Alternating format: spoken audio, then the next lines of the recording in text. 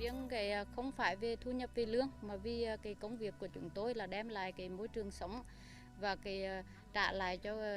bà con là những cái khu đất sạch và không có những cái tai nạn vật liệu nổ. Chính vì vậy mà chúng tôi thấy cái công việc của chúng tôi là rất là ý nghĩa.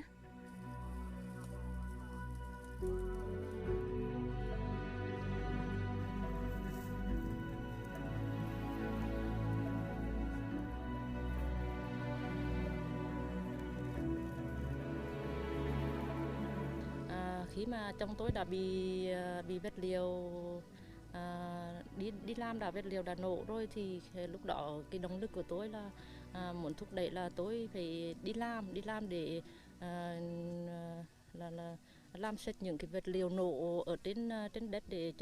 làm sạch cho những cái người dân họ không vấp ngã giống như trong của tôi được.